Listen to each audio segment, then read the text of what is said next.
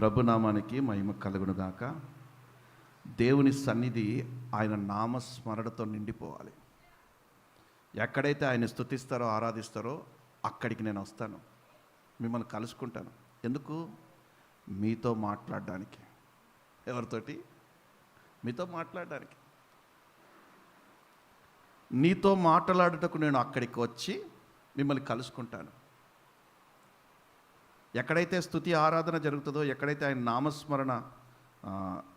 నామస్మరణ వినబడుతుందో అక్కడ ఆయన వస్తారు, మనతో మాట్లాడతారంట. ఆయన మనతో కలుసుకుంటారు, మనతో మాట్లాడతారు. చూసారా? కీర్తన గ్రంథము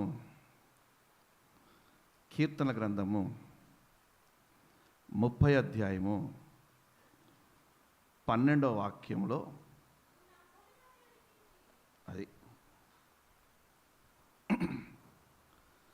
కీర్తన గ్రంథము 30 అధ్యాయము 12వ వాక్యంలో, అవును, సంతోష వస్త్రము నన్ను ధరింపచేసి ఉన్నావు. చాలు, నీవు నా గోనె పట్ట విడిపించి సంతోష వస్త్రము నాకు నీవు ధరింపచేసి ఉన్నావు.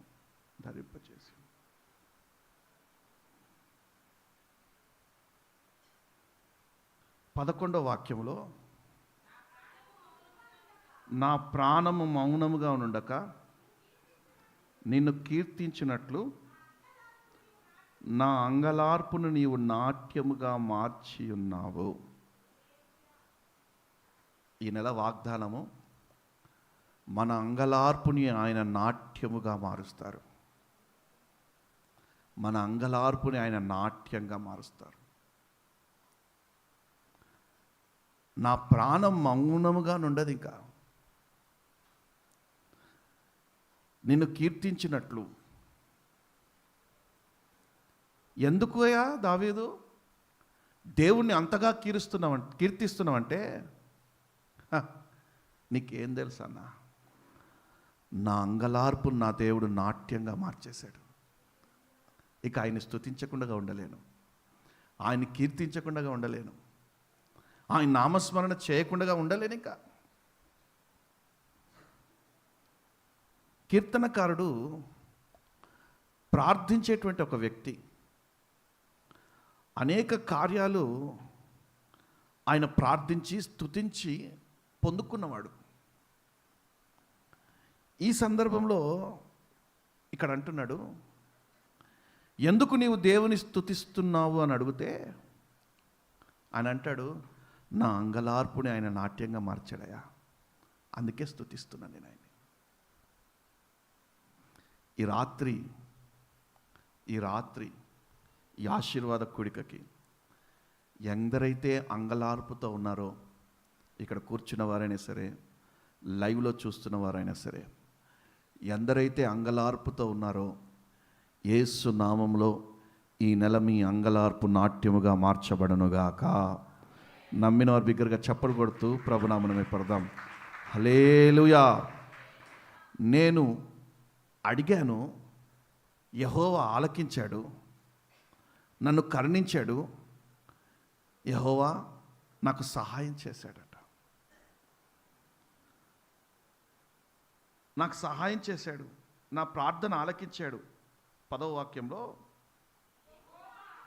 ఆ యెహోవా ఆలకింపుము, నన్ను కరుణింపుము, యెహోవా నాకు సహాయుడవై ఉండుము. నన్ను కరుణింపుము,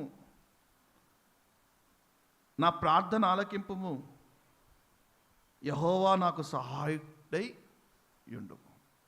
సహాయుడవై ఉండుము. నిజంగా ఒక అసాధారణ వ్యక్తి. అతని బాల్యము గొర్రెల కాపరి. అతని ప్రారంభము గొర్రెల కాపరి, కానీ ముగింపు చూస్తే రాజుగా సింహాసనం మీద ఉండగానే ఆయన తన ప్రాణాన్ని, తన తన యొక్క జీవితాన్ని ముగించాడు. అందుకు కాదు ఆయన స్తుతిస్తున్నది. నన్ను గొప్ప చేసావు, నన్ను ఉన్నతమైన స్థానంలో నిలబెట్టావు అని అన్నందుకు కాదు ఆయన స్తుతిస్తున్నది. ఎందుకు స్తుతిస్తున్నాడు అంటే, నా అంగలార్పును నాట్యంగా మార్చేశాడు నా దేవుడు, అందుకే నేను ఆయన స్తుతిస్తున్నాను అంటున్నాడు. మన అంగలార్పులను నాట్యంగా మార్చే దేవుడు ఉన్నాడు. యెషయా గ్రంథం 9వ అధ్యాయం 3వ వాక్యంలో, యెషయా గ్రంథం 9వ అధ్యాయం 3వ వాక్యం, నీవు జనములను విస్తరింప చేయుచున్నావు,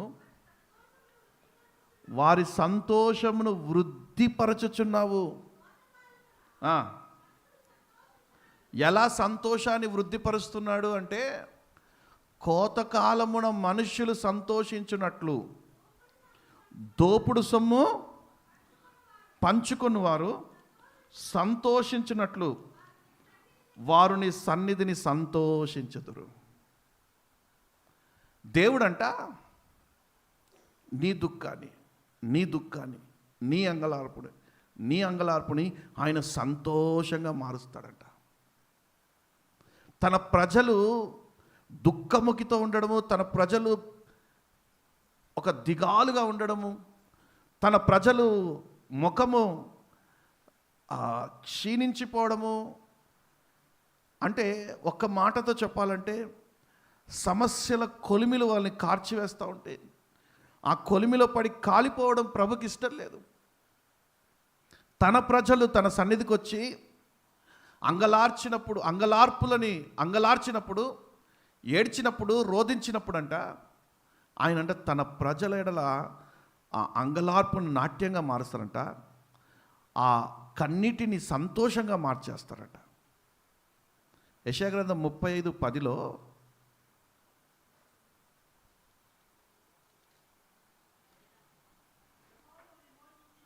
యెహోవా విమోచించిన వారు పాటలు పాడుచు తిరిగి సియోనుకు వచ్చెదరు. హల్లెలూయా. మనం ఆరాధించే మన ప్రభు మనల్ని విమోచిస్తారు, మనల్ని విడిపిస్తారు, మనల్ని తప్పిస్తారు. నేను అంటాను, మీ జీవితంలో ప్రతి సంవత్సరము ప్రతిరోజు చరణే ఉంటుంది. ప్రతిసారి మీరు బంధకాల్లోనే ఉంటారు. ఇక మీరు బంధకాల నుంచి విడిపించబడలేరు అని మీరు అనుకుంటున్నారేమో.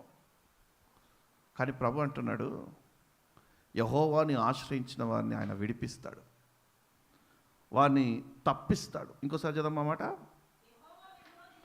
యెహోవా విమోచించిన వారు పాటలు పాడుచు తిరిగి సియోనుకి వచ్చెదరు, వారి తలల మీద నిత్య ఆనందముండును, వారి ఆనంద సంతోషములు గలవారై వచ్చెదరు, దుఃఖము నిట్టూర్పు ఎగిరిపోవును. దుఃఖము నిట్టూర్పు, చెప్పండి, దుఃఖము నిట్టూర్పు. మీకు దుఃఖమే లేదా? నిట్టూర్పులే లేవా? మీకు సమస్యలే లేవా? లేవనటోళ్ళు మౌనంగా ఉండండి. కానీ దుఃఖం ఉంది, వేదన ఉంది, కన్నీరుంది, సమస్యలు ఉన్నాయి అనుకునేవారు మాత్రము నాతో కలిసి చెప్పండి, దుఃఖము నిట్టూర్పు ఎగిరిపోవును. హల్లెలూయా. వారి తలల మీద నిత్య ఆనందం ఉంటుందంట. వారి తలల మీద నిత్య ఆనందం ఉంటుందంట. ఐ థింక్ 51:11 అనుకుంటా.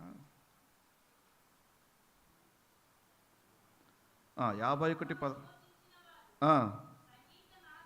యెహోవా విమోచించిన వారు సంగీత నాదముతో సియోనునకు తిరిగి వచ్చెదరు, నిత్య సంతోషం వారి తలల మీద ఉండును, వారు సంతోషానందము గలవారగుదురు, దుఃఖమును నిట్టూర్పును తొలగిపోవును, నేనే మిమ్మల్ని ఓదార్చువాడను.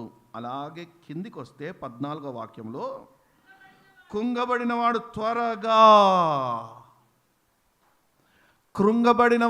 త్వరగా విడుదల పొందును, అతడు గోతిలోకి పోడు, చనిపోడు, అతనికి ఆహారము తప్పదు. నేను అంటాను, దావీదు కృంగిన వేళలు ఎన్నో, దావీదు దడిచిన వేళలు ఎన్నో, దావీదు భయపడినటువంటి వేళలు ఎన్నో, కానీ ప్రభు అంటాడు, కృంగిన వారు నిశ్చయంగా ఓదార్చబడతారు. ఎలాగంట? త్వరగా. త్వరగా ఆడ రాసుకోండి, 14వ అధ్యాయంలో, త్వరగా నేనే మిమ్మల్ని ఓదార్చువాడను, త్వరగా విడుదల పొందుదురు. కృంగినవాడు త్వరగా విడుదల పొందును, త్వరగా విడుదల పొందును. అందుకే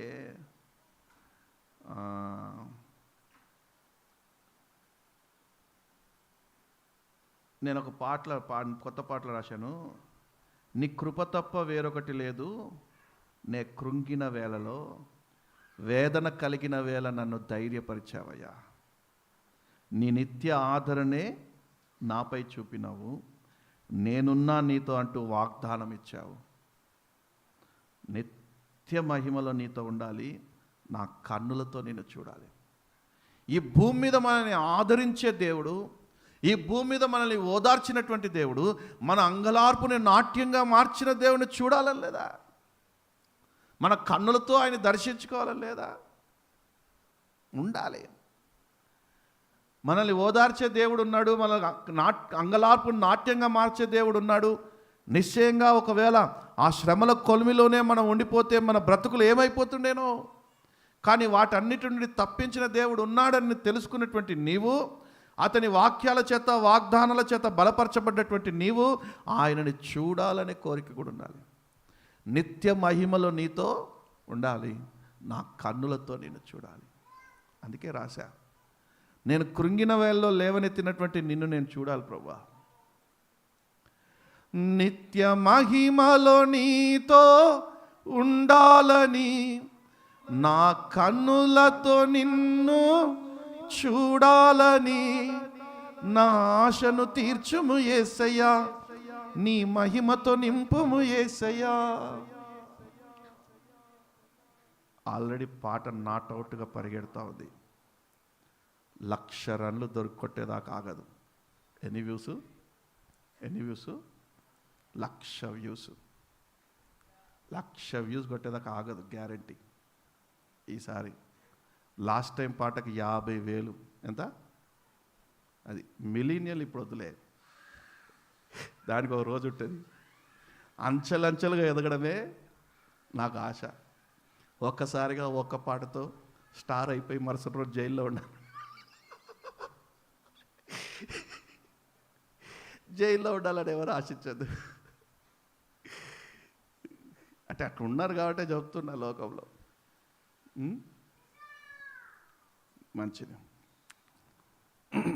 దావీదు అంటున్నాడు, నేను సంతోషంగా ఉండడానికి, నా బాధలన్నీ తొలగిపోవడానికి నా అంగలార్పుని నాట్యంగా మార్చిన దేవుడు ఉన్నాడు అంటున్నాడు. మనం అంగలార్పుని నాట్యంగా మార్చబడాలి అంటే ఆ మార్గాలు ఎలాగుంటాయి? వారు ఆయనని ఎలా స్తుతించారు? అసలు వారు వెళ్ళే మార్గాలు ఏవి? కీర్తన గ్రంథం 84వ అధ్యాయము, కీర్తన గ్రంథం 84వ అధ్యాయము 6వ వాక్యం.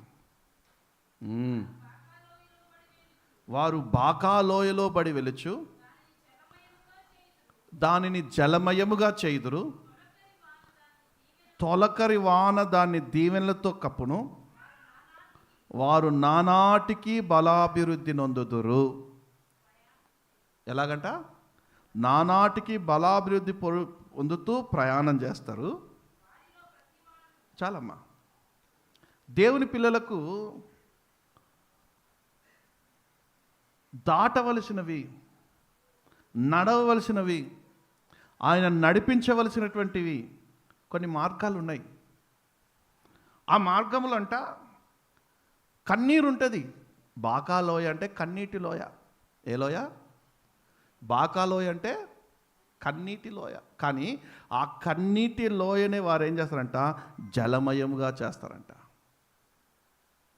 వారు నానాటికి బలాభివృద్ధి నొందుచూ నడుస్తూ ఉంటారంట. వాళ్ళు కృంగిపోరు ఎక్కడ కూడా. శ్రమ వచ్చింది కదా, ఇరుకొచ్చింది కదా, ఇబ్బంది వచ్చింది కదా అని కృంగిపోరు. నీవు నేను కూడా మనం కన్నీరు అనేటువంటి ఒక లోయలో నడవలసిందే, కన్నీరు అనేటువంటి ఒక మార్గంలో నడవలసిందే. కానీ ఆ కన్నీటి లోయలోనే దేవుడు విడిచిపెట్టే దేవుడు కాదు. ఆ కన్నీటి లోయలోనే నిన్ను నడిపిస్తూ, ఆనందాన్ని కలగజేస్తూ, దీవెనలు నీ మీద కుమ్మరిస్తూ నేను నడిపిస్తాడంట ఆయన. దీవెనలు నీ మీద అనుగ్రహిస్తూ నడిపిస్తాడండి అంటే. ఆ మార్గంలోనే దీవెనలు ఉన్నాయి, ఆ శ్రమల మార్గంలోనే ఆశీర్వాదాలు ఉన్నాయి, ఆ శ్రమల మార్గంలోనే మేలులు ఉన్నాయి. కీర్తనల గ్రంథం 66వ అధ్యాయం 11వ వాక్యంలో, కీర్తనలు 66:11, బందీ గృహంలో నన్ను ఉంచితివి, మా నడుముల మీద గొప్ప భారము పెట్టితివి, ఎక్కినట్లు చేసితివి, మేము నిప్పులలోనూ నీళ్ళలోనూ పడితిమి, అయినను నీవు సమృద్ధి గల చోటికి మమ్మల్ని రప్పించి ఉన్నావు. పిల్లలు ఎందుకు అల్లరి చేస్తుంటే గమ్మునున్నారు? ఇజ్రాయేల్ ప్రజలు సమృద్ధి గల చోటికి రావాలి అంటే వాళ్ళు వచ్చిన మార్గాలు ఏంటిది? శ్రమల మార్గములు. ఏ మార్గంలో అవి? శ్రమలు అనుభవిస్తూ వస్తున్నారు.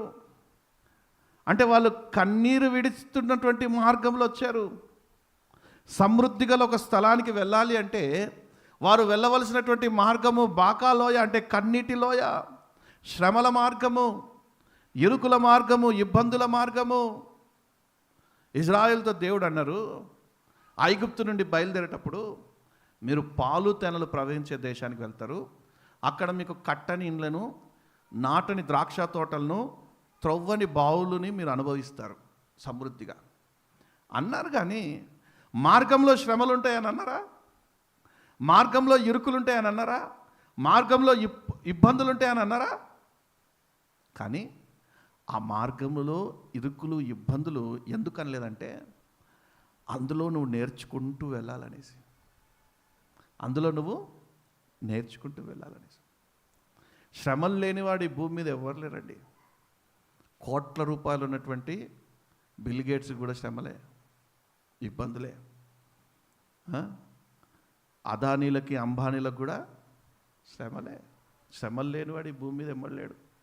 కానీ మన ధైర్యం ఏంటంటే ఆ శ్రమల మార్గంలో వెళ్తూ ఉండగానే నా ప్రభు నన్ను ఆనందంగా మారుస్తాడు, దీవెనలతో కప్పుతాడు. ఆ శ్రమల మార్గంలో మమ్మల్ని విమోచించి మమ్మల్ని ఆశీర్వదించే దేవుడు ఉన్నాడు. విడిచిపెట్టే దేవుడు కాదు, విడిచిపెట్టే దేవుడు కాదు.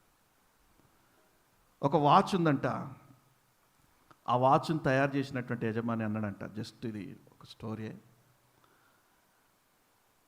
వాచ్ దగ్గరికి వెళ్ళి, వాచ్ నేను నిన్ను 20 సంవత్సరాలకి తయారు చేశాను, సో 20 సంవత్సరాలు నువ్వు ఏం చేయాలంటే టిక్కు టిక్కు టిక్కు అంటూనే ఉండాలి.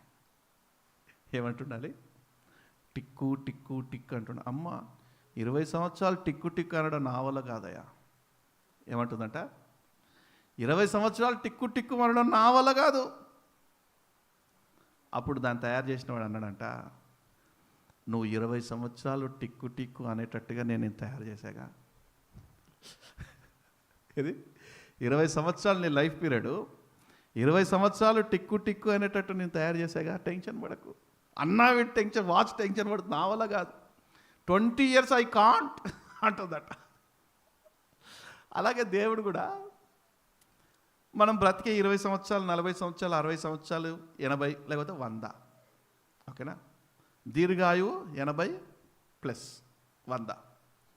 దీర్ఘాయుతో ప్రభు మనం నడిపించిన కూడా 80 years, 100 years లైఫ్ స్టైల్ నీకు ఒకటేసారి కనుక ప్రభు చూపించేసాడు అనుకో, ఆ శ్రమలన్నీ చూసి నాకు ఇప్పుడే చావిచ్చే అని అడుగుతారు.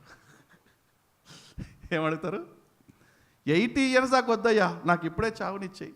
100 years దాకా ఇప్పుడే చంపేయను అంటాం. ఎందుకంటే గుండె ఆగిపోతుంది. అన్ని శ్రమలు మానవుని జీవితంలో, అన్ని శ్రమలు. అందుకే దేవుడు నిన్ను నిర్మించినటువంటి దేవుడు, నిన్ను నన్ను నిర్మించినటువంటి దేవుడు మనకి సృజించినటువంటి గొప్ప దేవుడు మనకి ముగింపు గొప్పగా ఉంటుంది అన్నాడు, కానీ శ్రమలు ఉండవని అనలేదు. శ్రమలు ఉంటాయి, కానీ మీరు ఆ బాకాలోయలో పడి వెళ్తూ ఉండగానే దీవెన వర్షం కూడా మీ మీద ఉంటుంది. నమ్మిన వారు బిగ్గరగా చప్పలు కొడుతూ ప్రభునామమున పడదాం. హల్లెలూయా. మన దేవుడు మనల్ని సృజించారు, నిర్మించారు. శ్రమల మార్గంలో వెళ్తున్నటువంటి మనకి ఆయన ఆదరణగా ఉన్నాడు.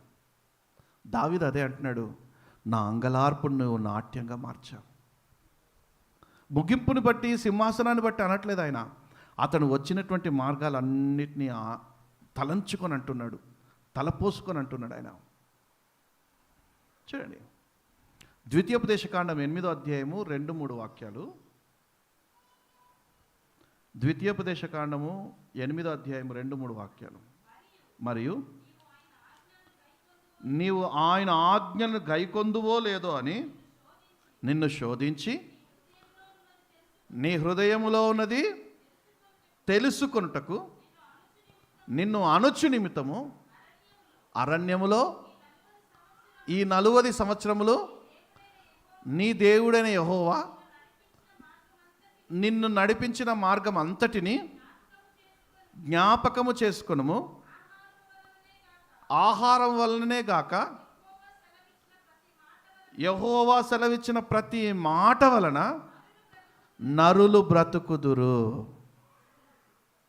అరణ్యంలో మీరు వచ్చారు కదా, 40 ఏండ్లు వచ్చారు కదా, ఈ 40 ఏండ్లు ఆహారం వల్లనే బ్రతికారా? మాట వలన బ్రతికారు. మాట వలన బ్రతికారు, దేవుని మాట వలన బ్రతికారు. ఇజ్రాయేలు ప్రజలకి దేవుడు కనిపించాడండి. పగలు మేఘస్తంభమై, రాత్రి అగ్నిస్తంభమై వారి మధ్యలో ఉన్నాడు, కానీ వారికి కనిపించాడా? నో. ఇప్పుడు ఎదురుగా ఎర్ర సముద్రం వచ్చింది. ఎర్ర సముద్రం 2 పాయలుగా అవుతుంది అన్నది ఎవరు? ఆగండి అన్నది ఎవరు? దేవుడే కదా. అంటే ఆయన మాట వలన బ్రతికారు. ఇక్కడ ఆగండి అన్నది ఎవరు? వెళ్ళండి అన్నది ఎవరు? బండతో మాట్లాడండి అన్నది ఎవరు? బండని కొట్టు అన్నది ఎవరు? దేనివల్ల బ్రతికారు ప్రజలు ఆ రోజు? 40 సంవత్సరాలు అరణ్య మార్గంలో, ఎడారి మార్గంలో, నదుల మార్గంలో, సముద్ర మార్గంలో, బాకాలోయలో పడి వెళ్తూ వెళ్తూ దేనివల్ల బ్రతికారు? మాట వలన, వర్డ్ ఆఫ్ గాడ్. దేవుని వాగ్దానాల వలన, దేవుని వాక్యాల వలన బ్రతికారు వాళ్ళు. వారు బ్రతికి బట్టగట్టి పాలు తేనె ప్రవహించే దేశానికి వచ్చారు అంటే వారు బ్రతికింది వారి సొంత శక్తి సామర్థ్యాల వలన కాదు. వాళ్ళు చదువుకున్నందుకో, లేకపోతే పనులు బాగా చేయగలిగినందుకో, లేకపోతే ఇతర టాలెంట్స్ వాళ్ళకు ఉన్నందుకో కాదు. దేవుని మాట వలన బ్రతికారు వాళ్ళు. నీవు నేను కూడా, ఇజ్రాయేల్ ప్రజల్ని కూడా 40 సంవత్సరాలు ప్రభు అణచి అణచి అణచి తీసుకొని వచ్చాడంట. మామూలుగా తీసుకురాలే, వాళ్ళని అణచి అణచి తీసుకొని వచ్చాడు. అణచి అణచి అంటే వారిని శ్రమల పాలు చేసి చేసి తీసుకొచ్చాడు.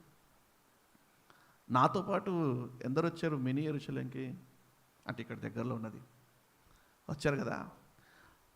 అక్కడ చెప్పినటువంటి గైడ్ చెప్పినటువంటి మాట, ఐగుప్తు దేశాన్ని నుండి ఇజ్రాయెల్ దేశానికి రావడానికి ఎన్ని రోజులు పడుతుంది?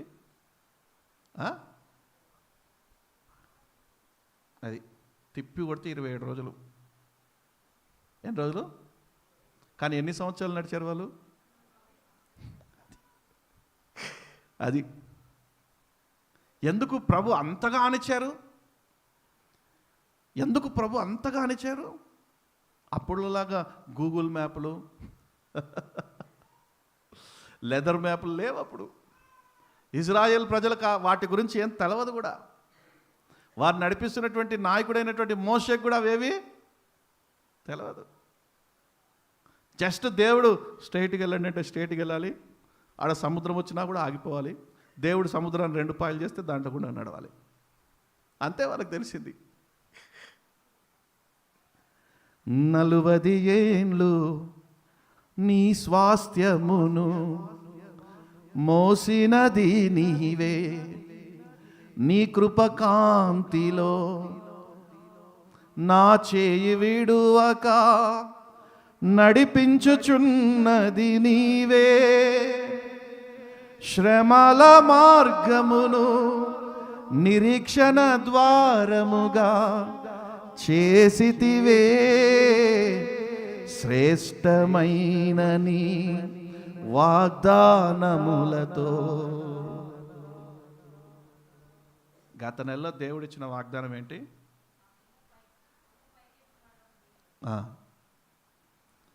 ఏ విషయంలోనైనా ప్రభు నీ కొమ్ము పైకెత్తాడా? ఏ విషయంలో ఎత్తాడా? చెప్పాలి. లేకపోతే ఎక్కడైనా అవమానించబడ్డావా? చెప్పాలి. అవమానించబడలేదు అంటే గత నెలలో కొమ్ము పైకెత్తినట్టేగా.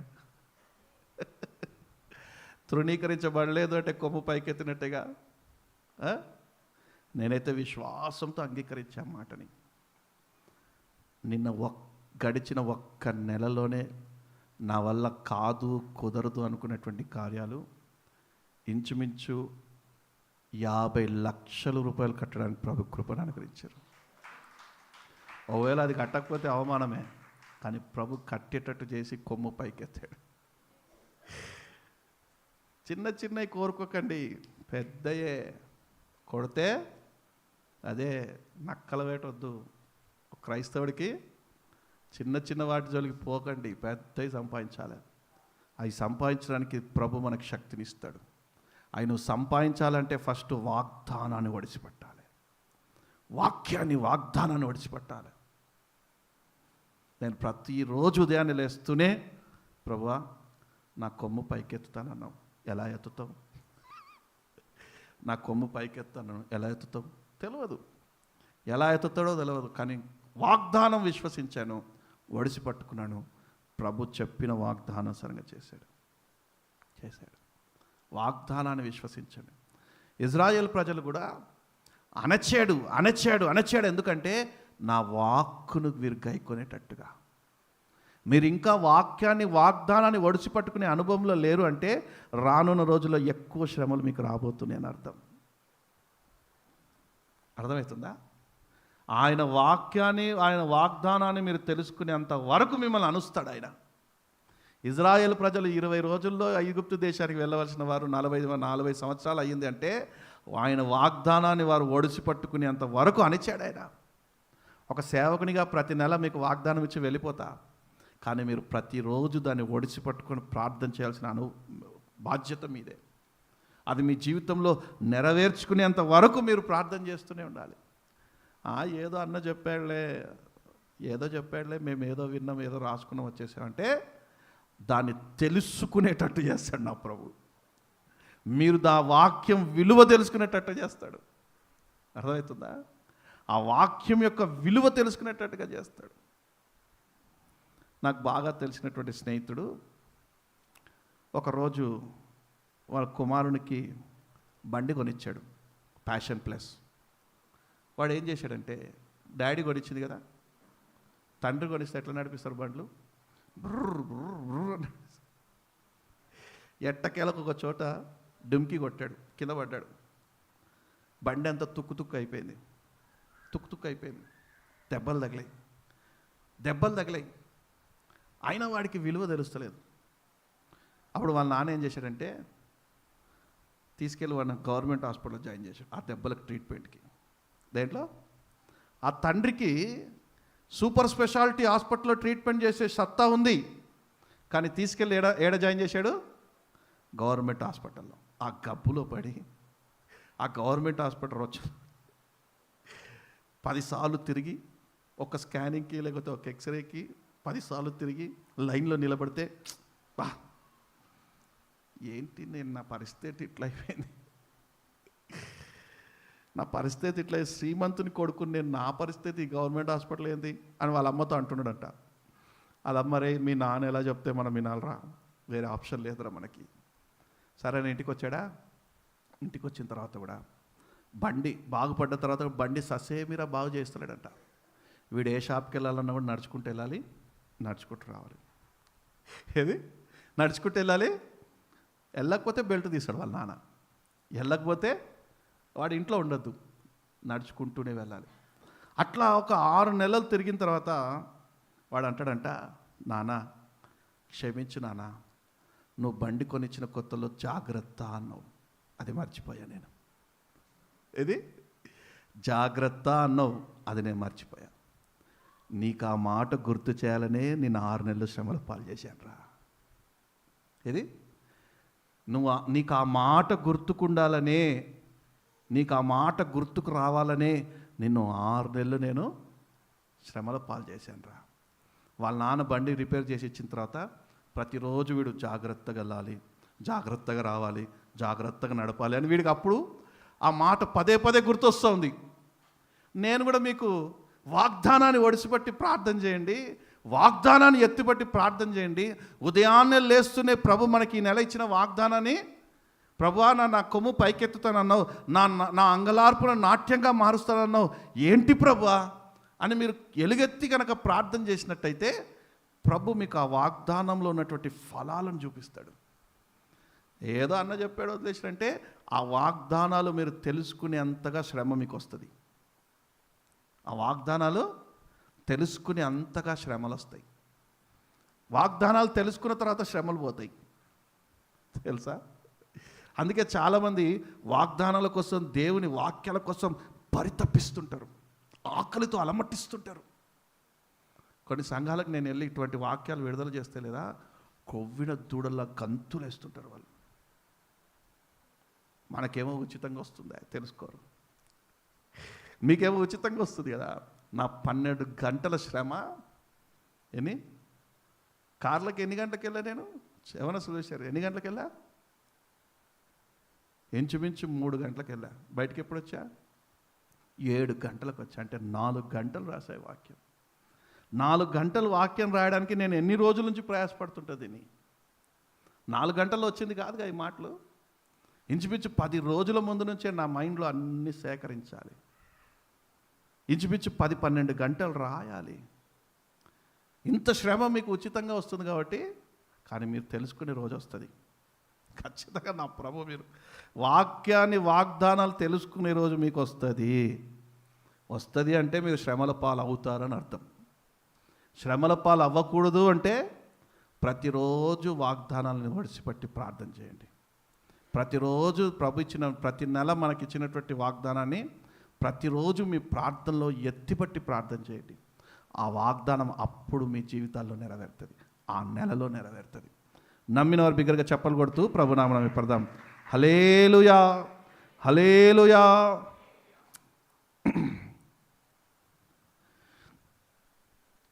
కీర్తన గ్రంథము 90 అధ్యాయము 15వ వాక్యం.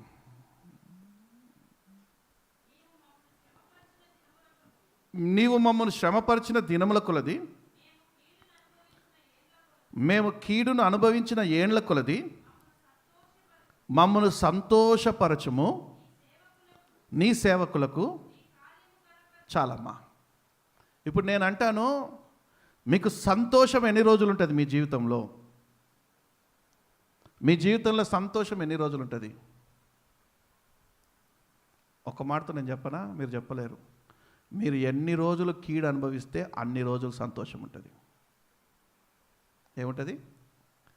మీరు ఎన్ని సంవత్సరాలు కీడు అనుభవిస్తే అన్ని సంవత్సరాలు మీ జీవితంలో సంతోషం ఉంటుంది. ఇక్కడ అదే అంటున్నాడు, మేము కీడు అనుభవించిన, శ్రమలు అనుభవించిన ఏండ్ల కొలది. చదవమా? మేము శ్రమను అనుభవించిన ఏండ్ల కొలది మమ్మను సంతోషపరచము. అంటే మన ఇంటికి పాత బట్టలు తీసుకొని దానికి తగ్గట్టుగా స్టీల్ డబ్బా ఇచ్చేటారు. ఇస్తారా మీరు? పాత బట్టలు తీసుకొని స్టీల్ డబ్బాలు ఇస్తారు, వాళ్ళు బుట్టలో పెట్టుకొని వస్తారు. మనం ఇచ్చే 4 బట్టలకి ఆ పెద్ద స్టీల్ డబ్బా ఇవ్వచ్చుగా, అది మా ఇంట్లో లేదు, ఇంకా 4 బట్టలు తీసుకురావచ్చుగా అంటది ఆమె. అంతేనా? ఈ 4 బట్టలకి ఆ స్టీల్ డబ్బా రాదు. ఈ చిన్నదే వస్తే ఇష్టం ఉంటే తీసుకో, లేదంటే లేదు. ఆ పెద్దది ఇవ్వచ్చుగా, ఇయ్యరు. అర్థమవుతుందా? ఇంకా 4 బట్టలు తెస్తే పెద్దది ఇస్తారు. అలా సర్వలోక న్యాయాధిపతి అయినటువంటి దేవుడు శ్రమపడ్డ, బాధపడ్డ, నిందలు, వేదనలు అనుభవించినటువంటి, ఎంతైతే నువ్వు వేదనలు అనుభవిస్తావో త్రాసుతో కొలుస్తాడంట ఆయన. ఏం చేస్తాడు? ఒక వ్యాపారి ఏదైనా మనకు అమ్మేటప్పుడు కందిపప్పు, ఒక చిల్లర కొట్టు వ్యాపారి మనకు అమ్మేటప్పుడు దేంతో కొలుస్తాడు? త్రాసుతో కొలుస్తాడు కదా. ఆ త్రాసు వేస్తాడంట. మనం ఎంత శ్రమలు అనుభవించాము, ఎంత దుఃఖం అనుభవించాము, ఎంత వేదన అనుభవించాము, ఎంత కన్నీరు అనుభవించాము, ఎంత కన్నీరు పెట్టుకున్నామో, ఎంత బాధను అనుభవించామో, వీటన్నిటినీ ఆ త్రాసులో వేస్తాడంట. ఒకవైపు సంతోషాన్ని వేస్తాడు. నువ్వు ఎంత దుఃఖం, వేదన, కన్నీరు అనుభవించావో అంతే సంతోషం వస్తుంది, అంతే సంతోషం. నేను పడ్డ దుఃఖం చారాన, నాకు మాత్రం బారాన కావాలంటే ఏడైనా. అర్థమవుతుందా? నేను పడ్డ దుఃఖము చారానా, కానీ సంతోషం మాత్రం బారానా కావాలంటే ఏడైనా. మనం ఆరాధించే దేవుడు సర్వలోక న్యాయాధిపతి. ఆయన చేతిలో న్యాయం ఉంది. కాబట్టి మోషే, దావీదు ఇక్కడ అడుగుతున్నారు ఏమనంటే, మేము కీడు అనుభవించిన ఏండ్ల కొలది మాకు సంతోషాన్ని ఎక్కువ మాకు ఎక్కువ ఎంతైతే మేము శ్రమలు అనుభవించామో అంతే సంతోషాన్ని. కొంతమంది అత్తగారింట్లో సంతోషంగా ఉంటారు, ఇంకా సంతోషంగా ఉంటారు. అత్తగారింట్లో దుఃఖం అనుభవించిన వాళ్ళు వచ్చి దేవుని సన్నిధిలో, ప్రభువా నాకు సంతోషాన్ని అంటే హన్నాలాగా సంతోషాన్ని ఇస్తాడు. నా సంతోషాన్ని వృద్ధి చేసేటివి, నా హృదయంలో మహదానందాన్ని పుట్టించేటివి. నువ్వు ఎంత కీడు అనుభవిస్తున్నావో, ఎంత శ్రమ అనుభవిస్తున్నావో, నా ప్రభు నిన్ను అంత సంతోషపరిచే గొప్ప దేవుడిగా ఉంటాడు. అందుకే అపోస్తలుడైన పౌలు అంటాడు, నువ్వు నాతో కూడా శ్రమ అనుభవించు. ఎవరితోటంట? శ్రమ అనుభవించు. సేవలో శ్రమ, ఎంతైతే శ్రమ అనుభవిస్తావో అంత సంతోషం ఉంటుందని అర్థం. అందుకే భక్తుడు రాశాగా, శ్రమలే నా అతిశయం, శ్రమలోనే ఆనందం, శ్రమలయందే ఉత్సాహం, నిరీక్షనే నా బలమా. అది శ్రమలుంటేనే విజయాలుంటాయి, శ్రమలుంటేనే సంతోషం ఉంటుంది, దుఃఖం ఉంటేనే సంతోషం ఉంటుంది. అందుకే దావీదు పడ్డ దుఃఖాన్ని అంతటిని ఒక్కసారి అంటున్నాడు, నా అంగలార్పు నీవు నాట్యంగా మార్చేసావు, నా అంగలార్పు నీవు నాట్యంగా మార్చేసావు. నిజంగా మీరు బాధపడుతున్నారేమో, ఏ విషయంలోనే దుఃఖపడుతున్నారేమో, చాలా రోజులుగా దుఃఖపడుతున్నారేమో, చాలా ఏళ్ళుగా కన్నీరు కారుస్తున్నారేమో. ఈ కార్యం జరిగితే బాగుండు, ఈ కార్యం జరిగితే బాగుండని ప్రభు సన్నిధిలో అంగలారుస్తున్నారేమో. నాకైతే తెలియదు, కానీ ఎందుకో ప్రభు మీతో అనమంటున్నాడు, మీ అంగలార్పు ఈ నెల నాట్యముగా మార్చబోతా ఉన్నాడు, మీ అంగలార్పు ఈ నెల నాట్యముగా మార్చబోతా ఉన్నాడు నా ప్రభు. విశ్వసించిన వారు బిగ్గరగా చప్పలు కొడుతూ ఒడిసి పట్టుకోండి వాగ్దానం. హల్లెలూయా. నిశ్చయముగా నీ దుఃఖము సంతోషంగా మారుతుంది. నిశ్చయముగా బాకాలోయలో పడి వెళ్తున్నటువంటి నీవు దాన్ని జలమయముగా చేస్తావు. దీవెన వర్షం నీ మీద కుమ్మరించబడుతుంది. విడిచిపెట్టే దేవుడు కాదు. ఈ నెల నీ దగ్గరికి వచ్చి నిన్ను ఆశీర్వదిస్తానంటున్నాడు. ఈ నెల నీ దగ్గరకు వచ్చి నీ అంగలార్పుని నాట్యంగా మారుస్తానంటున్నాడు ఆయన. సర్వలోక న్యాయాధిపతి ఆయన.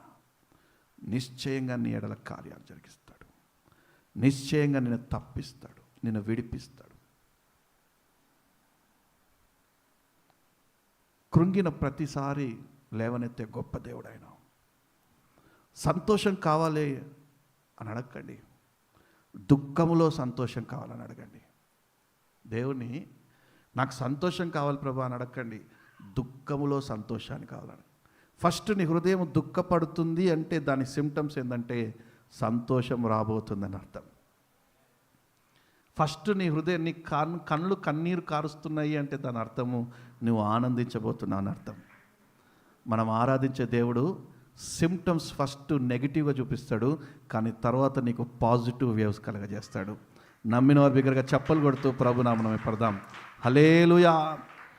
దేవుని గ్రంథాన్ని ప్రేమించే వారికి, దేవుని వాక్యాల్ని ప్రేమించే వారికి, దేవుని వాక్యాల్ని వాగ్దానాల్ని వెంబడించే వారికి ఆయన వాక్యము పాదములకు దీపమును, త్రోవకు వెలుగై ఉంటుంది. అవును, అందుకే మీరు శ్రమలు రాకమునుపే ప్రార్థన చేయండి. వాగ్దానాలు ఎత్తిబట్టి. మన జీవితం ఏంద్రా అంటే శ్రమలు వచ్చిన తర్వాత ప్రభు ప్రభు ప్రభు అంట ఏం చేస్తాం?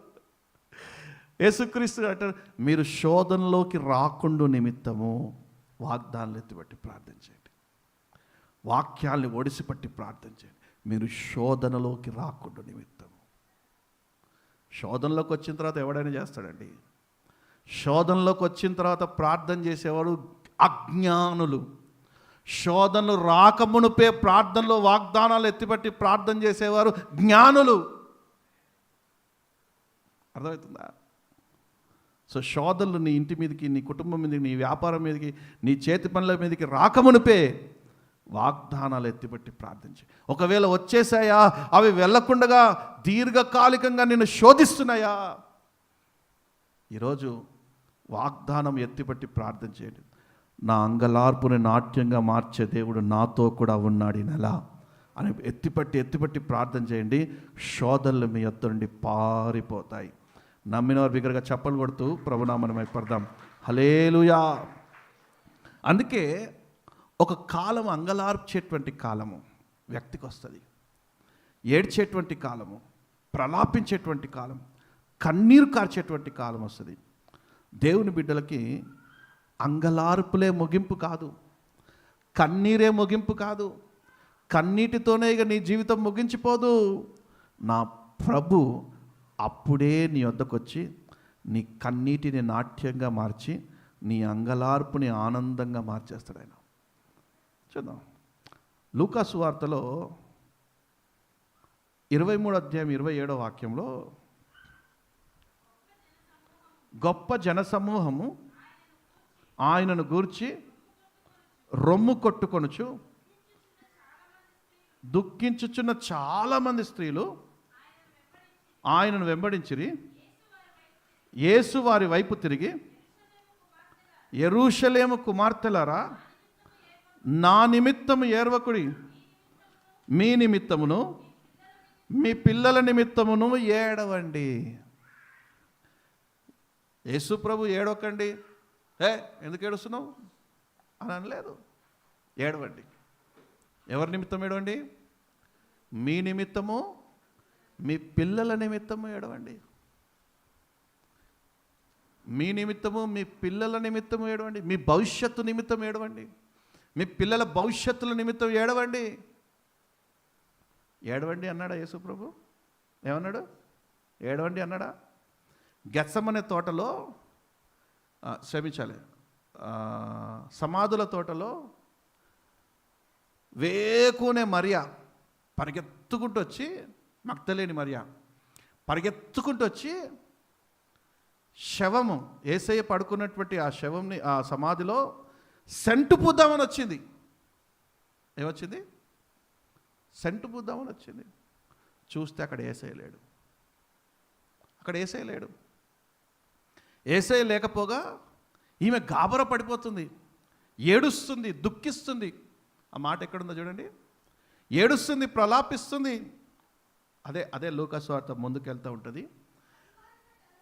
ఆదివారం తెల్లవారుచుండగా,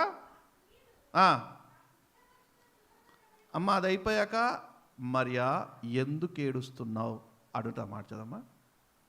ఏడుస్తుంది, ప్రలాపిస్తుంది, దుఃఖిస్తుంది, కన్నీరు గారుస్తుంది. యేసు ప్రభు దూరంగా నిలుచున్నాడు, కానీ ఆయన యేసు ప్రభుని గుర్తుపట్టలేకపోతుంది. యేసు ప్రభు దూరంగా నిలుచున్నాడు, సజీవుడే, 3వ దినం తిరిగి లేచాడు. మరియ ఎదుట సజీవుడిగా నిలిచి ఉన్నాడు, కానీ ఈమె యేసు ప్రభుని గుర్తించలేకపోతుంది. యేసు ప్రభు తిరిగి, అమ్మా ఎందుకు ఏడుస్తున్నావు? అమ్మా ఎందుకు ఏడుస్తున్నావు? చదవమ్మా మాట. అందుకు యేసు, దొరకలేదా?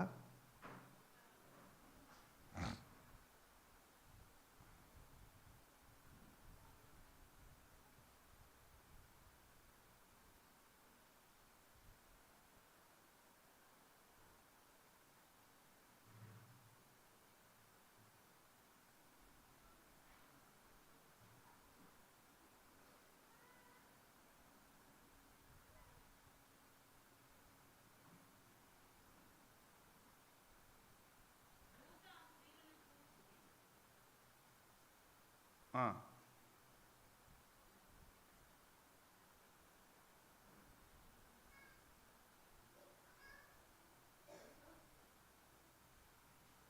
అంత పెద్ద బైబిల్ పండితులు ఉన్నారు మన దగ్గర. నాకే జ్ఞాపకం ఉండి సావదని రాసుకుంటా నేను. చిన్న వాక్యం తీయలేని జ్ఞానులు.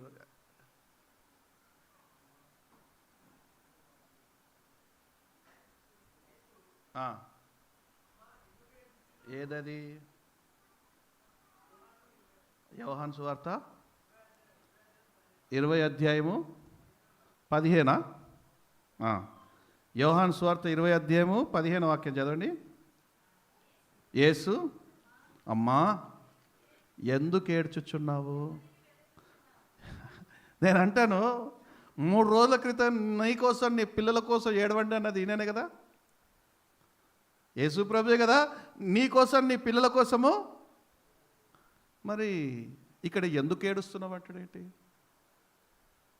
ఎందుకు ఏడుస్తున్నావు అంటాడేంటి? నేను అంటాను, నీకు అంగలార్పు వచ్చినప్పుడు, నీకు కన్నీరు వచ్చినప్పుడు, నీకు వేదన వచ్చినప్పుడు, నీకు దుఃఖం వచ్చినప్పుడు నువ్వు ఎందుకు ఏడుస్తున్నావు ఆయనకు చెప్పాలి. నా దగ్గరకు చాలామంది వచ్చి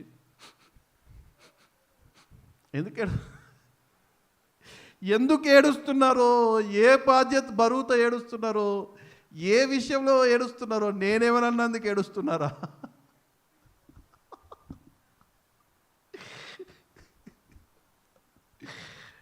మొన్న ఒక మీటింగ్కి వెళ్ళా. ఆ మీటింగ్లో ఒక ఆవిడొచ్చి ఏడ్చేస్తుంది. మహిమ ఇక్కడ రామ్మ, నా పక్కన నిలబడు. ఆమె ఎందుకు ఏడుస్తుందో అర్థమవుతలేదు నాకు.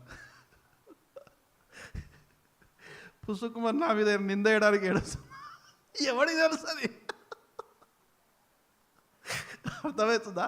అందుకే ఎందుకైనా వచ్చింది నా భార్యను పక్క పెట్టుకుంటా. ఎందుకు ఏడుస్తుందో చూడమ్మా. ఇప్పుడు మగోళ్ళు ఏడుస్తే ఓదారుస్తా ఎందుకు ఏడుస్తున్నావు అన్నా, ఏంటన్న సమస్య అని అడుగుతా. ఆడోళ్ళు వచ్చి ఏడ్చాను, ఏం చెప్పాలి నేను? పోనీ చాలామంది చెప్తూ ఏడుస్తారు. మాకు ఇది ఉందన్నా, మాకు ఆ కష్టం ఉందన్నా, అది పర్లేదు. ఇక్కడ ఈ మరియ కూడా ఏడుస్తూనే ఉందంట. భర్తల్ని ఏడిపించే టెక్నిక్ భార్యలకు అదొకటే. ఎందుకు ఏడుస్తారో చెప్పరు, ఎందుకు అలుగుతారో చెప్పరు.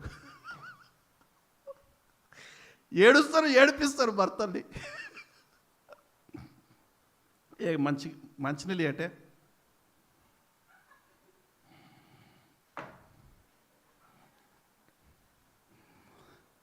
ఇక భర్త కాస్త ఆలసిపోయి పడుకున్నాడంటే పక్కన కూర్చొని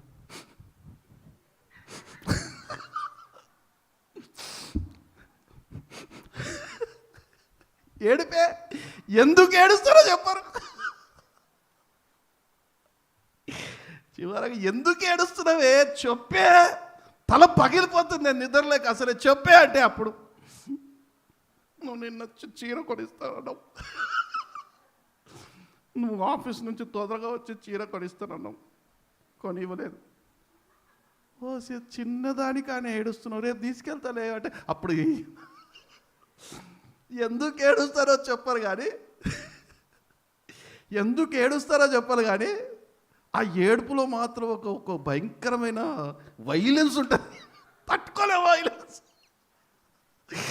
వైలెన్స్ తట్టుకోలేవు. ఇల్లంతా అసమాధానం చెలరేగుతూ ఉంటుంది. అలుగుతే వేరే. ఇప్పుడు అలుగుతేనేమో మాట్లాడరు, ఎడముఖం పెడముఖం అంటారు. కానీ ఏడుస్తే అర్థం ఏంటి? లాస్ట్కి అంటారు, నువ్వు నాకు చీర కొనిస్తాను, ఈ 12 గంటల దాకా అందుకనే మేలుకున్నావు, సరే రేపు కొనిస్తానే పడుకో అంటే అప్పుడు మీకేమో చీరలు అంటే ఇష్టమా, మాకేమో కొనియడానికి సమయం దొరకదు.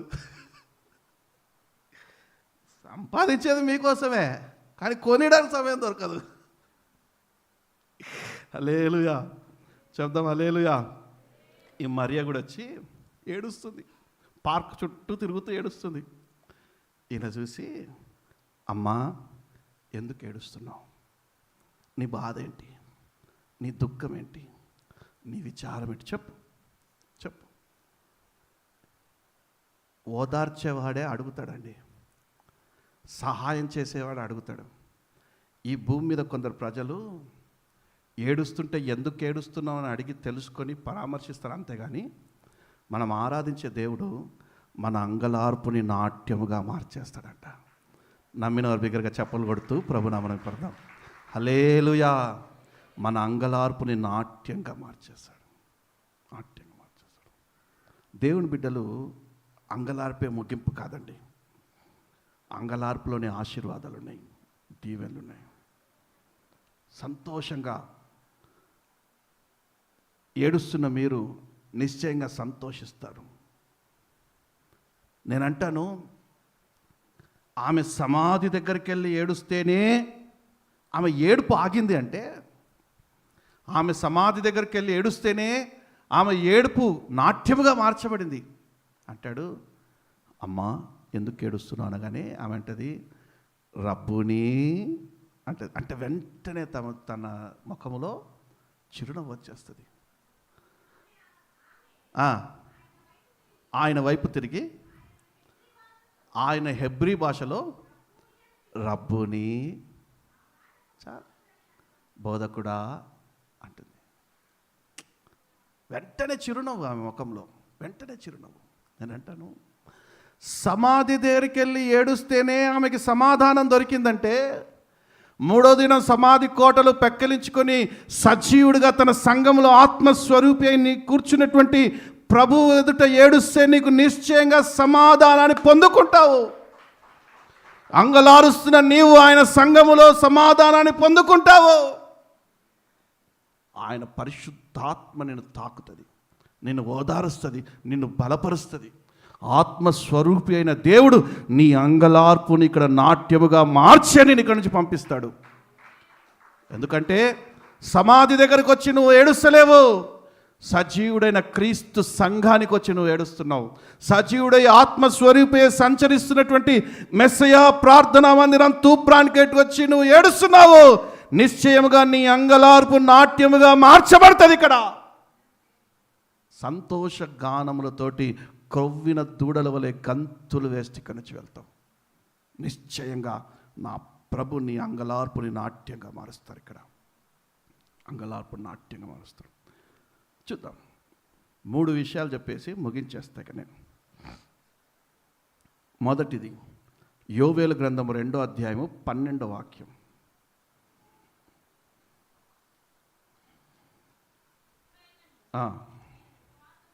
ఉపవాసం ఉండి కన్నీరు విడుచుచు దుఃఖించుచు మనపూర్వకముగా తిరిగి నా యొద్దకు రండి, ఇదే యెహోవా వాక్కు. దుఃఖిస్తున్నటువంటి నీవు, కన్నీరు కారుస్తున్నటువంటి నీవు తిరిగి దేవుని సన్నిధికి వచ్చి అంగలారుస్తే నీ అంగలార్పుని నాట్యంగా మారుస్తాడు ఆయన. వాళ్ళు ఎందుకు ఏడవమంటున్నాడు, ఎందుకు దుఃఖపడమంటున్నాడు, ఎందుకు కన్నీరు కావడమంటున్నాడు అంటే 1వ అధ్యాయం 18వ వాక్యాన్ని కూడా చూడండి. బహుగా మూలుగుచున్నవి ఎడ్లు మందలుగా కూడి ఆకలికి అల్లాడుచున్నవి, గొర్రె మందలు చెడిపోవచ్చున్నది, అగ్ని చేత అరణ్యంలో మేత స్థలములు కాలిపోయినవి, పంట తోటలన్నిటినీ కాల్చివేశాను. అది ఎందుకు ఏడుస్తున్నారు వాళ్ళు వచ్చి, ఎందుకు ఏడవమంటున్నాడు అంటే వాళ్ళ దగ్గర ఉన్నవన్నీ పోయాయి. చీడ పురుగులు, పసర పురుగులు వచ్చి పంట పొలాన్ని తినేసాయి. వాళ్ళ దగ్గర ఉన్నవన్నీ పోయాయి. ఇక్కడ ఎడ్లు, గొర్రెలు అన్నీ పాడైపోతున్నాయి. ఎడ్లు మందలు కూడి ఆకలికి అల్లాడుచున్నవి, గొర్రె మందలు చెడిపోవుచున్నవి, అగ్ని చేత అరణ్యములు మేత స్థలములు కాలిపోవచ్చున్నవి. అంటే టోటల్ మేము జీరో అయిపోతున్నాము, మా బ్రతుకులు జీరో అయిపోతున్నాయి, ఇక మేము లేవలేనటువంటి పరిస్థితిలో ఉన్నాము. అటువంటి వారు తిరిగి ప్రభు సన్నిధికి వచ్చి అంగలార్చినట్టయితే వారి అంగలార్పు నాట్యముగా మార్చబడుతుంది. హల్లెలూయా, హల్లెలూయా. దేవుడు అంటున్నాడు, ఏడుస్తూ ఉపవాసం ఉండండి. 13వ వాక్యం చదమ్మా. మీ దేవుడైన యెహోవా కరుణా వాత్సల్యం గలవాడు, శాంతిమూర్తియు, అత్యంత కృపగలవాడునై యుండి తాను చేయనుద్దేశించిన కీడు చేయక పశ్చాత్తాపడబడునుగా కనుక మీ వస్త్రములను కాదు, మీ హృదయాలనే చించుకొని ఏడవండి. ప్రభు సన్నిధిలో చించుకొని ఏడవండి. చాలామందికి ఏడుపులు రావు. దేవుని సన్నిధికి వస్తే ఏడవరు. కానీ ప్రభు ఖచ్చితంగా వారిని ఒకరోజు ఏడిపిస్తాడు. ఏంద్రా అన్న ఏడిపిస్తాడు. మరి ఇజ్రాయెల్ ప్రజలు ఏడిపించే సరి చేశాడు. చాలామంది హృదయ కాఠిన్యముతో ఏడుపులు రావు.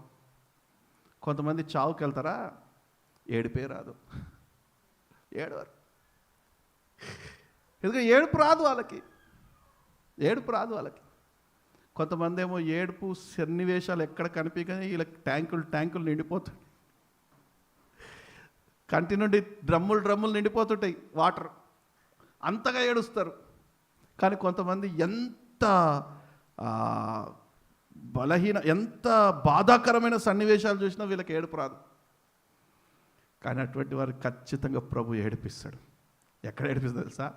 తన మందిరానికి తోలుకొచ్చి అక్కడ ఏడిపిస్తాడు ఆయన. ఎందుకంటే ఏడుస్తేనే ఓదార్చబడతావు. ఒక క్రైస్తవ జీవితానికి ఏడుపుకి చాలా దగ్గర సంబంధం ఉంది. ఒకవేళ దేవుడు ఏడిపించకపోతే సాతానుగాడు ఏడిపిస్తాడు. సాతానుగాడు ఏడిపించినా రావాల్సిందే, దేవుడు ఏడిపించినా రావాల్సిందే. కానీ క్లైమాక్స్ మాత్రం ఏడుపు ద్వారానే విడుదల. నువ్వు ఏడిచి దుఃఖించి ప్రలాపిస్తేనే విడుదల. అందుకే మీరు తిరిగి రండి, దుఃఖించండి, ప్రలాపించండి, కన్నీరు కార్వండి. అప్పుడు కరుణా వాత్సల్యము గల దేవుడు మీ పైన కరుణ చూపిస్తాడు. కరుణా కటాక్షములు గల దేవుడు మీ మీద జాలి పడతాడు, మీ తట్టు తిరుగుతాడు, మీ ఎడల గొప్ప కార్యాలు చేస్తాడు. యోవేలు గ్రంథము 7వ అధ్యాయము 18-19 చదవమా. 2:18-19 అనుకుంటా. 2:18-19. అప్పుడు యెహోవా తన దేశమును బట్టి రోషము పూని తన జనుల ఎడల జాలి చేసుకొనెను. మరియు యెహోవా తన జనులకు ఉత్తరమిచ్చి ఇకను అన్యజనులలో మిమ్మును అవమానాస్పదముగా చేయక మీరు తృప్తి నొందనంతగా నేను ధాన్యమును, కొత్త ద్రాక్షరసమును, తైలమును మీకు పంపించేదను. ఏడ్చిన ప్రజలకు ఏమిస్తున్నాడు? సమృద్ధిగా మరలా మీకు పంపిస్తా పోండి. మీరు కోల్పోయినవన్నీ మరలా మీకు అనుగ్రహించబడుతుంది. వెళ్ళండి. ఎవరైతే దేవుని సన్నిధికి వచ్చి ప్రభువా మేము కోల్పోయామయ్యా, మా ఆధ్యాత్మికమైన జీవితాన్ని కోల్పోయాం తండ్రి, మా ఆర్థిక పరిస్థితులను కోల్పోయాం తండ్రి, ఒకప్పుడు మేము వైభవంగా ఉండే తండ్రి, కానీ ఈరోజు మా దీనస్థితిని చూసి మా పనివారే మమ్మల్ని వెక్కిరిస్తున్నారు ప్రభువా, మా పక్కింటి వారే మమ్మల్ని అవమానిస్తపరుస్తున్నారు, మా బంధువులే మమ్మల్ని తూలనాడుతున్నారు తండ్రి. ఈ సమయంలో నీవే మాకు దిక్కని నీ సన్నిధికి వచ్చి మేము అంగలారుస్తున్నాం నాయన, కన్నీరు కారుస్తున్నాం తండ్రి, వేదన చెందుతున్నాం ప్రభా, కనికరించవా నాయన అంటే కరుణా వాత్సల్యములు గల దేవుడు మీ తట్టు తిరిగి మీరు కోల్పోయినవన్నీ మరలా మీకు అనుగ్రహిస్తాడు. నమ్మిన వారి దగ్గరగా చప్పలు కొడుతూ ప్రభునామం పడదాం. హల్లెలూయా, హల్లెలూయా. నేను ఉదాహరణ నా మీదే చెప్పుకుంటాలే. నేను నా సిబిల్ స్కోర్ అంతా పాడైపోయి ఒక్క ఫోన్ కూడా లోన్ వస్తలేదు. దేనికి? ఒక్క ఫోన్ కూడా లోన్ వస్తలేదు. ఏంట్రా ఈ పరిస్థితి? 4 సంవత్సరాలు. ఎన్ని సంవత్సరాలు? 1 సంవత్సరం కాదు, 2 సంవత్సరాలు కాదు, 4 సంవత్సరాలు. 4 సంవత్సరాలు ప్రలాపి దుఃఖించి వేధిస్తే ఫస్ట్ లోన్ ఏదొచ్చో తెలుసా? 90 లక్షల హౌసింగ్ లోన్ వచ్చింది. 10,000 కూడా లోన్ వస్తలేదంటే 90 లక్షల హౌసింగ్ లోన్ వచ్చింది. దేనివల్ల అంటే దుఃఖిస్తున్న నీవు సంతోషించబడతావు. మీరు కూడా ఈఎంఐలు కట్టలేక దుఃఖిస్తున్నారేమో, ప్రలాపిస్తున్నారేమో. ఈఎంఐ వాడు నాన్ స్టాప్గా మీకు ఫోన్లు కొడుతూనే ఉంటాడేమో. అప్పిచ్చినోడు ఊరుకుంటాడండి? ఒక ఫోన్ కాకపోతే ఇంకో ఫోన్ కాకపోతే మీరు ఫోన్ ఎత్తకపోతే ఇంటికి వస్తాడు. అప్పిచ్చినోడికి అప్పు తీసుకున్నవాడు బానిస. ఖచ్చితంగా వస్తాడు. వాడు తీసుకున్నప్పుడు తెలియదా అంటాడు, ఖచ్చితంగా వస్తాడు. దుఃఖము, విచారణ, కన్నీటి చేత మీరు కృంగిపోయారేమో, పరిస్థితులలో ఉన్నారేమో. యేసు నామములో మీ దుఃఖము, అంగలార్పులు నాట్యముగా మార్చబడనుగాక. నా ప్రభు మీ పక్షాన నిలబడి మీ పక్షాన జాలి చూపి గొప్ప కార్యాలు మేడలు నా ప్రభు జరిగించునుగాక. ఆర్థిక ద్వారాలు తెరచునుగాక. ఈ నెల మీ అంగలార్పు నాట్యముగా మార్చే నెల. అంగలార్పు నాట్యముగా మార్చే నెల. దేవుని తట్టు తిరిగి దేవుని సన్నిధికి వచ్చి ఏడ్చి ప్రలాపిస్తే మీ అంగలార్పు నాట్యంగా మార్చబడుతుంది. రెండవ పాయింట్, కీర్తన గ్రంథం 119వ అధ్యాయము 49 వాక్యము. 49, 50 చదివినా పర్లేదు. కీర్తన గ్రంథము 119, 49, 50 మాట జ్ఞాపకము చేసుకొనుము. నిరీక్షణ పుట్టించి ఉన్నావు, నీ వాక్యము నన్ను బ్రతికించి ఉన్నది. నా బాధలో ఇదే నాకు నెమ్మది కలిగించున్నది. చాలమ్మా. ఈ అపహాసాలు, ఈ అవమానాలు, ఈ నిందల మధ్యలో ఏది నెమ్మది కలగజేస్తుందంట? నీ వాక్యము నాకు నెమ్మది కలగజేస్తుంది. అంటే వాగ్దానాన్ని విశ్వసించిన వారి అంగలార్పులు నాట్యంగా మార్చబడతాయి. మొట్టమొదటిది, దేవుని సన్నిధికి వచ్చి ప్రలాపించిన వారి అంగలార్పులు. రెండవది, వాగ్దానాన్ని విశ్వసించిన వారి అంగలార్పులు నాట్యంగా మార్చబడతాయి. వాగ్దానాన్ని నమ్మాలి, వాగ్దానాన్ని ఒడిసి పట్టుకోవాలి. ఇజ్రాయేలీలు వాగ్దానాన్ని నమ్మారు. వాగ్దాన దేశంలో ఎన్ని శ్రమలు వచ్చినా, నిందలు వచ్చినా, అవమానాలు వచ్చినా, వేదనలు వచ్చినా, కన్నీరు వచ్చినా వాటన్నిటినీ దాటుకుంటూ బాకాలోయలో పడి వెళ్ళినా కూడా వారిని జలమయముగా చేస్తూ, వారు దీవించబడుతూ, వారి మీద దీవెల వర్షంలో కురుస్తూ పాలు తేనెలు ప్రవహించే దేశానికి వెళ్ళారు. నీవు నేను కూడా ఈ వాగ్దానాన్ని ఒడిసి పట్టుకున్నప్పుడు, వాగ్దానాన్ని విశ్వసించినప్పుడు నీ దుఃఖము, అంగలార్పు సంతోషంగా మార్చబడుతుంది. నీ అంగలార్పు నాట్యముగా మార్చబడుతుంది, నీ దుఃఖము సంతోషంగా మార్చబడుతుంది. మూడో పాయింట్, ఎస్తేరు గ్రంథం 4వ అధ్యాయము 3వ వాక్యం. ఎస్తేరు గ్రంథం 4వ అధ్యాయం 3వ వాక్యం.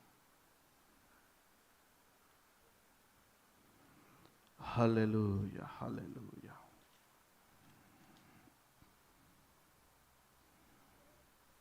రాజు యొక్క ఆజ్ఞయు శాసనమును ఏ సంస్థానమునకు వచ్చెనో అక్కడున్న యూదులు ఉపవాసముండి మహాదుఃఖములోను, ఏడుపులోను, రోదనలోను మునిగిపోయిన వారై అనేకులు గోనెను బూడిదను వేసుకొని పడి ఉండి ఎస్తేరు యొక్క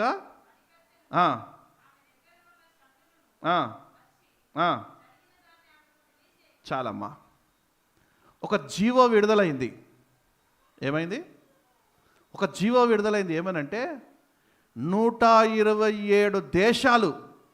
ఎన్ని దేశాలు? 127 దేశాలలో యూదా జాతి లేకుండా తుడిచివేయాలి. ఎవరు లేకుండా? యూదులే లేకుండా చేసేయాలి. ఎన్ని దేశాల్లో? ప్రపంచమంతా. అప్పటికే ప్రపంచమంతా చెదిరిపోయినటువంటి యూదులు 127 దేశాలకి వార్త అందింది. ఏమనంటే, మీ దేశంలో యూదులుంటే ఇక విదట వారు యూదులని పిలవద్దు, వాళ్ళని మీ దాంట్లో కలిపేసుకోండి. యూదులంటే యూదులని పిలవద్దు, వారిని మీ దాంట్లో కలిపేసుకోండి. యూదులంటే యూదులని పిలవద్దు, ఇక వారిని మీరు ఇక యూదా జాతి ఒక్కడు కూడా ఉండకూడదు అని ఒక జీవో పాస్ అయింది రాజు దగ్గర నుండి. యూదా జాతి ఒక్కరు కూడా ఉండకూడదు అని జీవో పాస్ అయింది. అప్పుడు వీరంతా ఏం చేశారంటే, ఆ లెటర్ ఆ దేశానికి రాగానే కన్నీరు కారడం ప్రారంభించారు. చదవమ్మా మాట.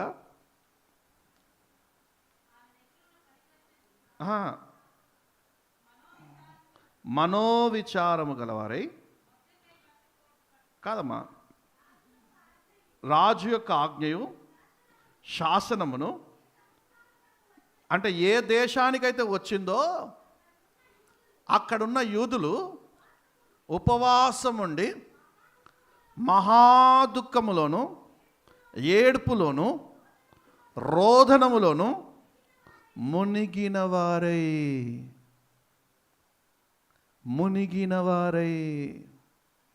చాలమ్మా, కన్నీటికి తగిన ప్రతిఫలం అనుగ్రహిస్తారు ప్రభు. నేను అంటాను, ఎవడైతే యూదులే ఉండకూడదని జీవో పాస్ చేశాడో, ఎవడి ద్వారా అయితే యూదులే ఉండకూడదు 127 దేశాల్లో అని జీవో పాస్ చేశాడో, వాడి కుటుంబమే లేకుండా చేశాడు ప్రభు. వాడి వంశమే లేకుండా చేశాడు ప్రభు. నేనంటాను, క్రైస్తవ్యానికి వ్యతిరేకంగా ఎవడొచ్చినా సరే ఇక్కడ ఏడుస్తూ ప్రలాపిస్తున్న క్రైస్తవులు ఉన్నారు. వారి ఏడుపు చాలు, వారి వంశమే లేకుండా, ఏడుపుకి కారణమైన వారి వంశమే లేకుండా పోతుంది. అవును, అన్యాయంగా క్రైస్తవుల మీద తిరగబడుతున్నారు. ఇంట్లో కూడుకొని నలుగురు ప్రార్థన చేసుకుంటా ఉంటే ఇంగ్లీష్లో దేవుని మొక్కుతున్నామని ఇంట్లోకి చొరబడి మరి కొడుతున్నారు. వారి కన్నిటికి కారణమవుతున్నారు కాదంటారా? క్రైస్తవుల కన్నిటికి కారణమవుతున్నారు. అన్యాయంగా దూషిస్తున్నారు క్రైస్తవులని. గొర్రెలని ఇంకోటని అన్యాయంగా దూషిస్తున్నారు. చెడ్డ మాటలు, బూతులు, సరస్వక్తులతోటి క్రైస్తవులను హింసిస్తున్నారు. అదే వారి పని అయిపోయింది.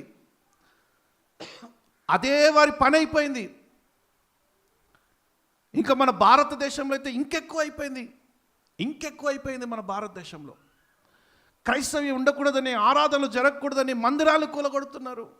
కొత్త మందిరాలకి జీవోలు ఇవ్వట్లేదు, పర్మిషన్లు ఇవ్వట్లేదు. పాత మందిరాల్లో పర్మిషన్ లేని వాటిని కూలగొడదాం అనుకుంటున్నారు. అంటే క్రైస్తవ్యమే ఈ భారతదేశంలో లేకుండా చేద్దాం అనుకుంటున్నారు. నేను అంటాను, ఆ రోజు యూదులే లేకుండా, అంటే క్రైస్తవ్యులే లేకుండా చేద్దామని ఆలోచించిన వాడి కుటుంబమే లేకుండా పోయింది. ఆ జీవోనే కొట్టివేయబడింది. ఎందుకంటే ప్రలాపించే క్రైస్తవులు ఇక్కడ ఉన్నారు, ఏడ్చి కన్నీరు కార్చే క్రైస్తవులు ఇక్కడ ఉన్నారు, అంగలార్చే క్రైస్తవులు ఇక్కడ ఉన్నారు. ఒక్కసారి క్రైస్తవులు అంగలార్చి కన్నీటితో ప్రార్థన చేశారంటే శాసనాలు మార్చాల్సిందే, సీట్లు కదిలిపోవాల్సిందే. యేసునామంలో నమ్మిన వారు బిగ్గరగా చప్పలు కొడుతూ ప్రభునామమే పడదాం. హల్లెలూయా, హల్లెలూయా. క్రైస్తవుని కన్నీటికి అంత విలువ ఉంది, కానీ ఈరోజు క్రైస్తవుడు కన్నీరు కారుస్తాడు. అందుకు కాదు, దేశంలో దొంగలు చొరబడిపోతున్నారు. క్రైస్తవుడు కన్నీరు కారవాలి, క్రైస్తవుడు ప్రలాపించాలి, క్రైస్తవుడు రోధించాలి, క్రైస్తవుడు దుఃఖపడాలి. ప్రతి చిన్న విషయము నీది కాకపోయినా కూడా అది నువ్వు భారం ఎత్తుకొని ప్రార్థన చేయాలి. నీ పక్కింటోళ్ళ కోసం నువ్వు కన్నీరు కారవాలి. నీ ఎదురింటి వారి రక్షణ కోసం నువ్వు కన్నీరు కారవాలి. నీ బంధువుల కోసం, నీ రక్త సంబంధికుల కోసం, నీ అన్నదమ్ముల కోసం, నీ స్నేహితుల కోసం నువ్వు కన్నీరు కారవాలి. వారి రక్షణ నిమిత్తమే కన్నీరు కారవాలి. ఈరోజు కన్నీరు కార్చే క్రైస్తవులు తగ్గిపోయారు, ప్రలాపించే క్రైస్తవులు తగ్గిపోయారు, ఏడ్చి ప్రభు పాదాలు పట్టుకునే క్రైస్తవులు తగ్గిపోయారు. అందుకే రక్షణ కార్యాలు మెల్లిగా జరుగుతూ ఉన్నాయి. అందుకే దేవుని కార్యాలు మెల్లిగా జరుగుతున్నాయి. ఆ రోజు యూదుల దగ్గరికి లెటర్ రాగానే ప్రారంభించేశారు. వారు ప్రలాపిస్తూ కన్నీరు కారుస్తూ మహారోదనతోటి వారు ప్రార్థన చేయడం ప్రారంభించారు. జీవోనే యేసు నామములో కొట్టివేయబడింది. ఆ జీవో తయారు చేసిన కుటుంబమే లేకుండా పోయింది. నేనంటాను, సంఘము ప్రార్థించక సంఖ్యలు తగ్గిపోతాయి కదా. పౌలు శీలల్ని చెరసాలినప్పుడు చెరసాలే బద్దలైపోయింది. క్రైస్తవుల్ని బాధ పెడుతున్నా, దుఃఖ పెడుతున్నా, కన్నీరు కార్పిస్తున్నటువంటి ఏ సంఘటనలైనా, ఏ సన్నివేశాలైనా, ఏ మనిషి అయినా లేకుండా పోతారు. కనిపించరు కాదు, కనిపించరు. నా దేవుని గ్రంథంలో స్పష్టంగా లెక్కించింది, స్పష్టంగా లెక్కించింది. ఒకడొక రాత్రి కన్నీరు కారుస్తే 1,85,000 మంది చచ్చిపోయారు. ఎవరు? ఒక్కడొక రాత్రి కన్నీరు కారిస్తే 1,85,000 మంది చచ్చిపోయారు. క్రైస్తవ్యానికి వ్యతిరేకంగా లేచిన వారు. అట్లాంటప్పుడు ఈ ప్రపంచంలో, ఈ భూమి మీద ఉన్న, ఈ భారతదేశంలో ఉన్న క్రైస్తవులు అందరూ కలిసి కన్నీరు కారుస్తే కొట్టుకుపోతారు. కన్నీటిలో ఏమవుతారు? కొట్టుకపోతారు. కానీ మన దేవుడు కరుణా వాత్సల్యము గల దేవుడు, కృపగల దేవుడు, మహాకనికరం గల దేవుడు, మహాకనికరం గల దేవుడు. ఏడవండి, మీకోసం, మీ పిల్లల కోసం ప్రలాపించండి. మీకు వ్యతిరేకంగా లేస్తున్న దురాత్మ శక్తులని ఎదిరించడానికి ప్రభు పాదాలు పట్టుకొని ఏడవండి. మీకు వ్యతిరేకంగా మీరు లేకుండా చేద్దామనేటువంటి దుష్ట దురాత్మ క్రియలకు వ్యతిరేకంగా ప్రభు పాదాలు పట్టుకొని ఏడవండి. చేతబడి శక్తులకి, దురాత్మ క్రియలకు వ్యతిరేకంగా ప్రభు పాదాలు పట్టుకొని ఏడవండి. నీ దరిదాపుల్లో కూడా ఏ కీడు రాకుండా ప్రభు కాపాడతాడు. నీ దరిదాపుల్లో కూడా ఏ అపాయం రాకుండా ప్రభు కాపాడతాడు. నీ దరిదాపుల్లో కూడా ఏ దోషము లేకుండా ప్రభు కాపాడతాడు. నీ కుటుంబాన్ని తన అగ్ని కంచె వేసి కాపాడతాడు. తన రెక్కల చాటున కప్పి కాపాడతాడు. నమ్మినవారు బిగ్గరగా చప్పలు కొడుతూ ప్రభు నామమున పడదాం. హల్లెలూయా. కన్నీరు కార్చేవారు, కన్నీరు కార్చేవారు తగిన ప్రతిఫలం పొందుతారు. వారి దుఃఖము, వారి అంగలార్పులు నాట్యంగా మార్చబడుతుంది. చివరిగా ఈ మాట చెప్పి ముగించేస్తారు. ఇక కీర్తన గ్రంథం 34వ అధ్యాయము 16వ వాక్యం. కీర్తనలు 34:16.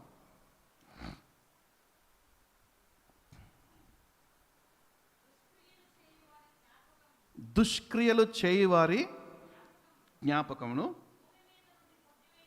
భూమి మీద నుండి కొట్టివేయుటకై యెహోవా సన్నిధి వారికి విరోధముగా ఉన్నది. భూమి మీద ఎవడైతే కీడు చేయాలనుకుంటాడో వాడి వంశం ఉండదు ఇంకా. చూడండి 19వ వాక్యం చదమ్మా. నీతిమంతులకు కలుగు ఆపదలు అనేకములు, వాటన్నిటిలో నుండి యెహోవా వారిని విడిపించును. 18వ వాక్యంలో, విరిగిన హృదయం గల వారికి యెహోవా ఆసన్నుడు, నలిగిన మనస్సు గల వారికి ఆయన రక్షించును.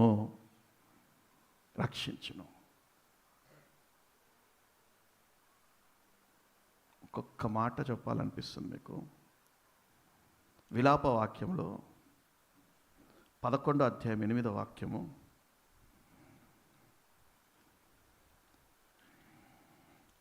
విలాప వాక్యములు 11:8 చదవండి.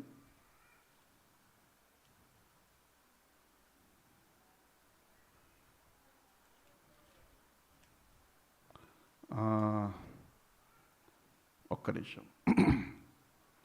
హల్లెలూయా, హల్లెలూయా, హల్లెలూయా.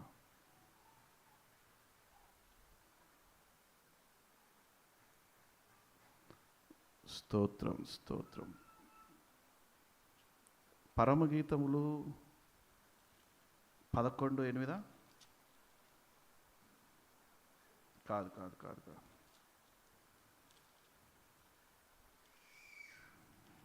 స్తోత్రం, స్తోత్రం, స్తోత్రం. ప్రసంగి చదవండి. ఒకడు చీకటి గల దినములు అనేకములు వచ్చునని ఎరిగి ఉండి తాను బ్రతుకు దినములు అన్నీయు సంతోషంగా ఉండవలెను, రాబోనదంతయు వ్యర్థము. హల్లెలూయా. నువ్వు బ్రతుకు దినములన్నిటా సంతోషము, యోగక్షేమాలు నీకు అనుగ్రహించాలని ప్రభు ఆశిస్తూ ఉన్నాడు. ప్రభు ఆశిస్తూ ఉన్నాడు. ప్రార్థన చేసుకుందాం. ఈ నెల ప్రభు ఇచ్చిన వాగ్దానము కీర్తన గ్రంథము 30 అధ్యాయము 11 వాక్యము. నా అంగలార్పును నీవు నాట్యముగా మార్చినావు. అవును, దావీదు అంగలార్పుని ప్రభు నాట్యంగా మార్చినట్టుగానే ఈ నెల నీ అంగలార్పుని ప్రభు నాట్యంగా మార్చబోతా ఉన్నాడు. ప్రార్థన చేసుకుందామా. చాలాసేపు కూర్చున్నాం కదా, కాసేపు నిలబడి ప్రార్థన చేసుకుందాం. హల్లెలూయా, హల్లెలూయా, హల్లెలూయా. స్తోత్రం, స్తోత్రం, స్తోత్రం, స్తోత్రం, స్తోత్రం, స్తోత్రం, స్తోత్రం. వారు బాకాలోయలో పడి దాన్ని జలమయముగా చేసేతారు.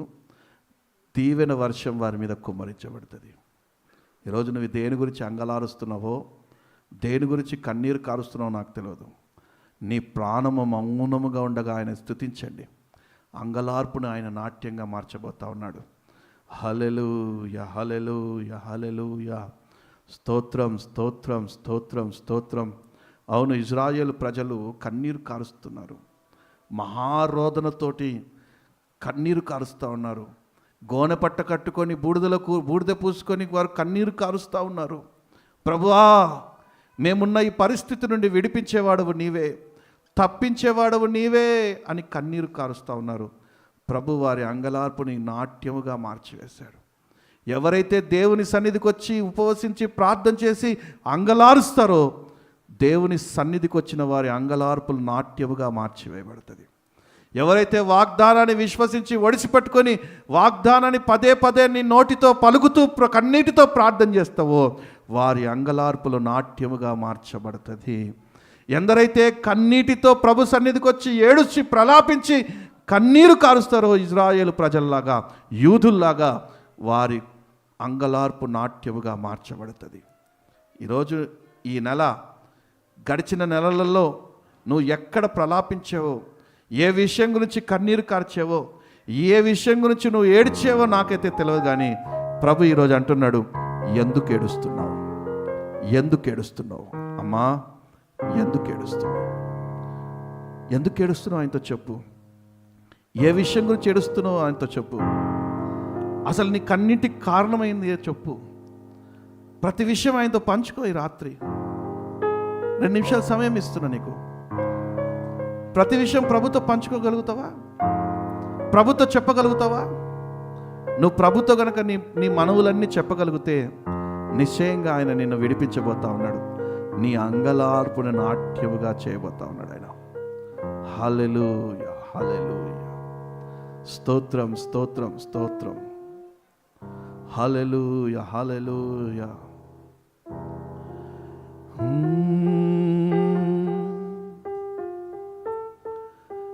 హల్లెలూయా, హల్లెలూయా.